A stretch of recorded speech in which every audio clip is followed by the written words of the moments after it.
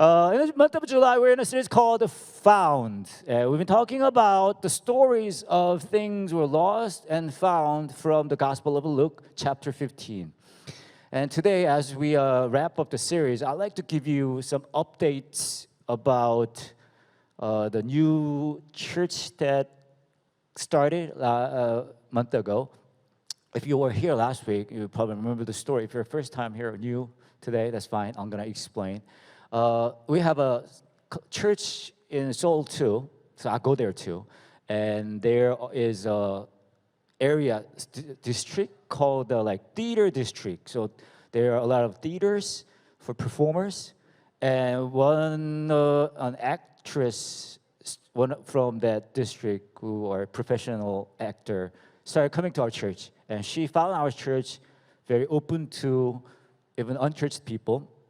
So she started inviting her friends. So our church in Seoul got many of these actors/actresses, people. So, and one of them came to me, said, "Pastor Sunny, we are so excited about this church, and we want to invite more of our friends, actress friends, or theater-related people. But on Sundays we work, but Mondays we don't work. So it's hard for us to invite friends to church on Sundays." And then this guy goes, "Pastor Sunny, can you start something like this on Monday at our place, theater district, which is called Daejeon in Korean?" So I said, yes. So we started a few months ago, about a month and a half ago. We got now about 35 actors and actresses. We only met fifth time. And more people are coming. So amazing thing is happening. But when we had our first meeting, I usually am ready to speak obviously night before. So I was ready. But that morning, somehow, I don't use this kind of expression that often, but I think I have to say it this way. God was pouring in thoughts my head. So I couldn't sleep in the morning. So I had to get up and I had to rearrange things all those thoughts that came up in my head. I think God gave me those thoughts. So maybe I gotta speak on this instead of material that I prepared for these people for the first meeting. So which I did. So I'm gonna share with the thoughts that I got. Now you have all serious faces like, "Pastor Sunny, are you gonna give us a prophecy now?" Is my life getting any better this year? Well, it's not really a prophecy, okay? I know, too bad. I'm sorry. If you're looking for you were expecting prophecy, not today. Okay, nobody's seeing Jesus today, and no prophecy today. Anyway, okay. So this is a thought. This is how it starts. If you look at the Bible, there's some very famous foods. Okay, we're eating something today together, but from Bible there are well-known food like wine or wine. I don't know. There's so many foods in Bible. Anyway, and one of the most famous food type from Bible is manna. Have you ever heard of it? Manna. Okay. But there's two interesting things about this manna thing. Okay, some of you who are not really familiar with this food. Okay, Israelites, they got out of Egypt. They're on their way to the promised land. They're in the wilderness. They got nothing to eat. And God gave them manna, the food they ate in the wilderness. So there are two interesting things about this food, manna. Number one, manna, you only got that day's portion. So if you feel like, "Oh, I'm gonna get some extra for tomorrow. I'll be busy tomorrow. I have a dentist appointment tomorrow, so I don't think I can have time. I'll have time to gather or whatever." And then what happened is, if you get some extra, more than what you got over the portion for the day, then it rotten away. It goes bad. So it's only allowed to you for that given day. So you may think, they get this every day. Why would they even think about getting extra for the next day? But if you actually put yourself in their shoes, you're walking in the wilderness. I know you've been fed last 5, 7, 10 years, you still concerned about tomorrow. What if it stops today? So there are some people who try to get some saved for the next day, but they all go bad. So what the point I think God is trying to make here is, listen, every day I'll be faithful to you. You will experience my faithfulness. So you don't have to worry about tomorrow. Today's portion is enough for you. Okay? That's number one. Number two, do you know what the name of the food manna actually means? Do you know what it means? Some of you who are familiar with Korean may say it means delicious. Because in Korean, delicious is manna. Manna, manna. Okay, never mind. But today's lunch is gonna be manna. Manna, okay? It'll be delicious. Anyway, what does manna really mean in actual meaning? Manna means, what is this? Because when it was given to them, those Israelites, they didn't know what it was. They were like, what is this? They couldn't really name it because they didn't know where it was coming from, what it's made of. So they called it, what is this? So manna means, what is this? Okay? What does it mean? I think it means that God is making a point. You will not understand what's given to you today. You may give it a try. You may give it a try to understand the situation you're in or the things that you're facing, but you will not be able to understand. There's no way you'll understand today. Okay? And God trying to communicate that with Israelites, and likewise, He's trying to communicate the same point with us. But think about it. Manna means, what is this? Okay? Now, I'm going to give you a very short Korean lesson. What is this in Korean is 뭔데 이거. 뭔데 이거. Okay? 뭔데 is what? 이거, this. Those people who are here, who are new in Korea, 뭔데 이거, say this to the people who are like, when you go to a restaurant, say this. 뭔데 이거. Okay? 뭔데 이거, what is this? Okay? Then you'll get kicked out.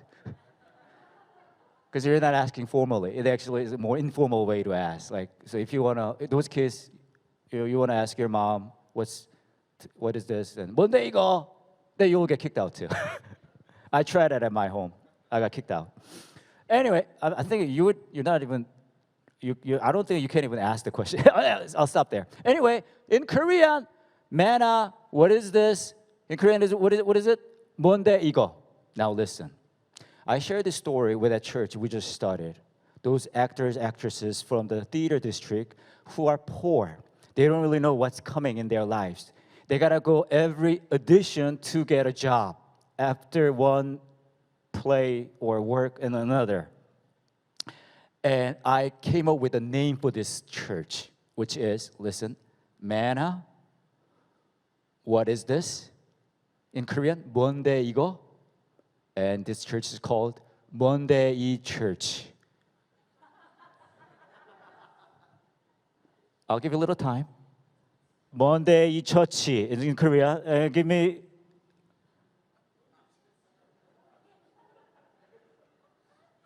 I'll give you some time. I know you may have some gel legs.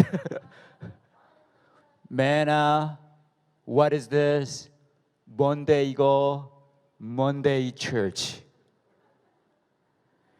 And I shared the whole story of it. Like, so it actually means we do not understand today, but we don't fear tomorrow. This is mannaism, spirit of manna. And this is 뭔데 이거 spirit. We don't really understand this given day. We yet do not fear tomorrow. Because this is the point God was trying to make to the Israelites who were in the wilderness. And when I shared this with those actors and actresses, they started crying. They're like, that's our story. I don't really understand what's going on in my life. I'm not even sure if I gotta pursue my career. But yet, I don't want to fear tomorrow. And they started crying. And I think that's our lives too. CIC. I know some of you are new here in Korea. And some of you may feel, I don't even understand why I end up here. I'm like, I never heard of this country, Korea, like years ago, but I'm here. You don't understand today.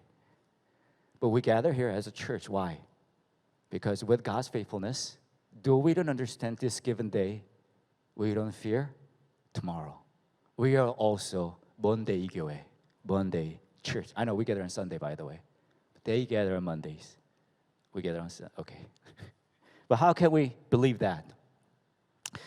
I got 2 daughters. Older one, her name is Joa. She's going to college. And when she started her first grade, I got too excited. You know, we do celebrate the first day of school every time they go to a new academic year, right?